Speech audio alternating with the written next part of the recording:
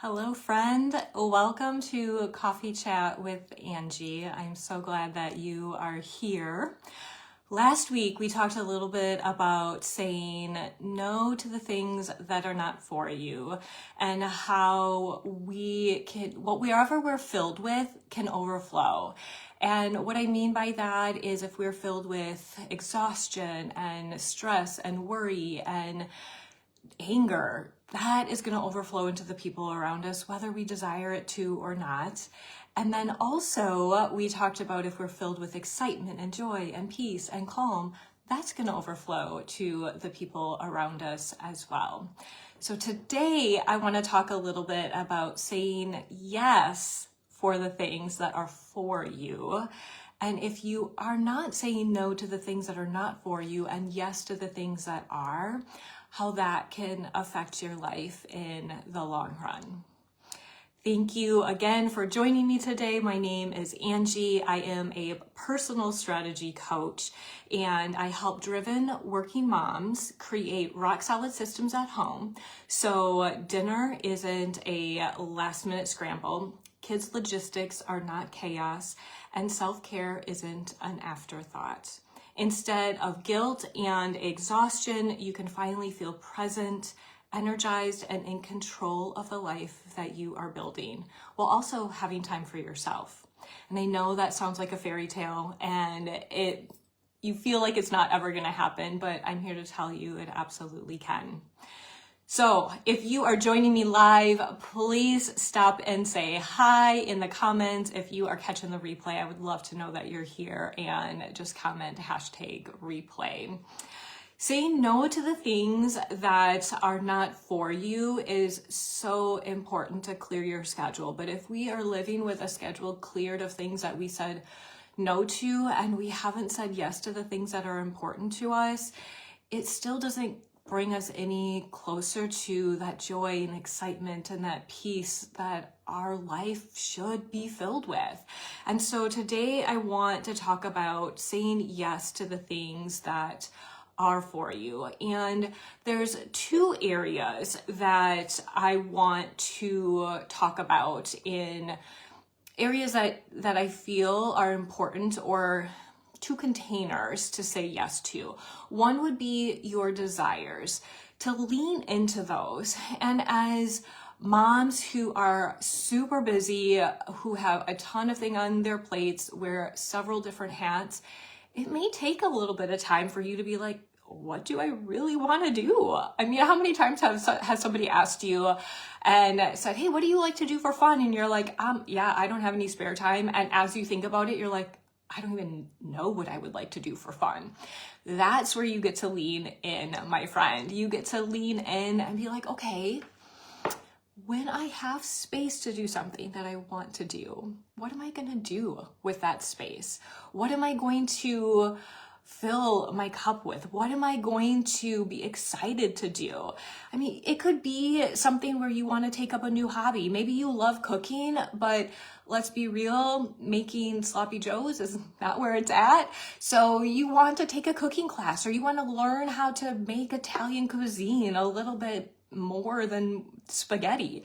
So that could be something that you are passionate about and dive into. Or maybe it's taking French lessons, and all those different things that you feel a nudge to lean into.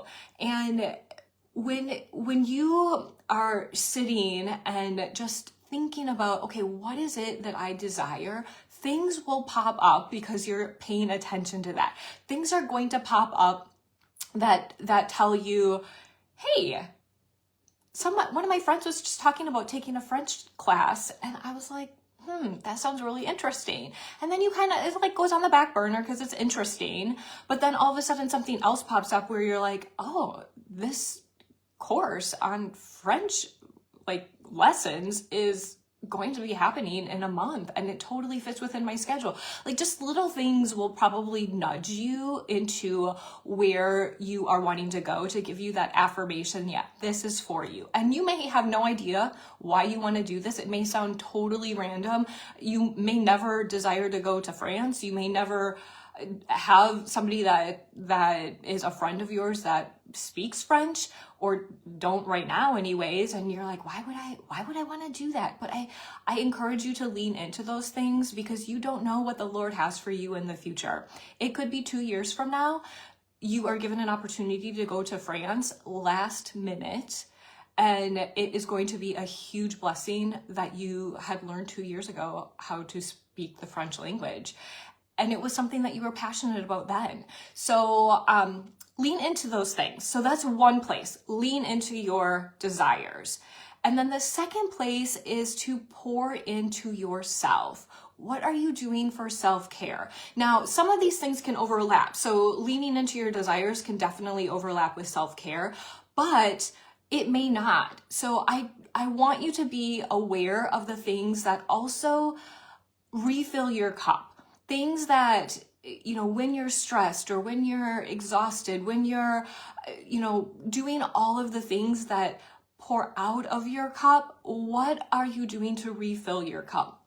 Many people think of self-care as something along the lines of taking a bath or reading a book under a cozy blanket, or maybe a nap. Those things, those slowing down moments, many people think of as self-care. And quite honestly, for me, that is 100% self-care, but that might not be the case for you. So I want you to figure out what is self-care for you.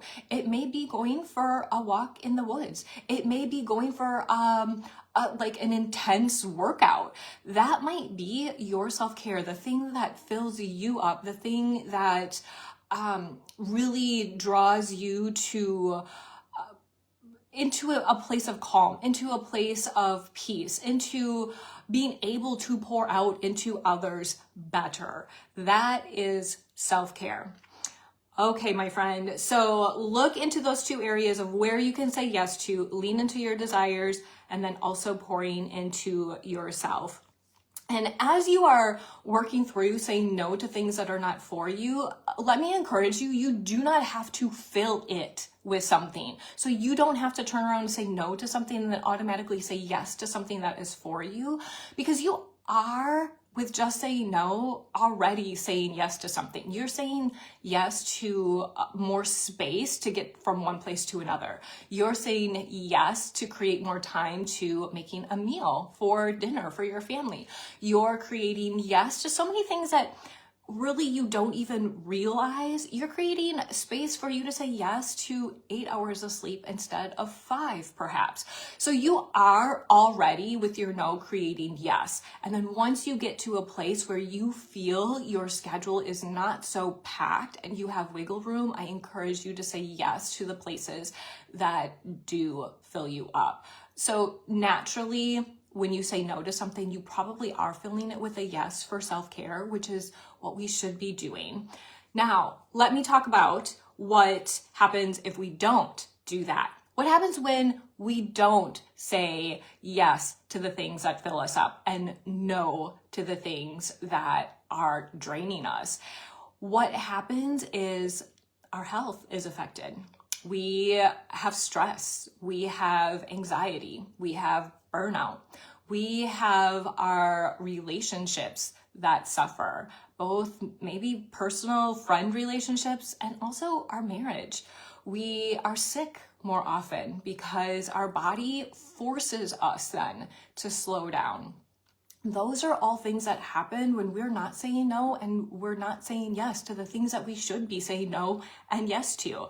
And so what I encourage you to do is to think about that long-term result. You're not going to be as healthy. And saying yes to the things that are for you and no to the things that are not is going to overflow into your family. It is going to definitely have a ripple effect into those that you love.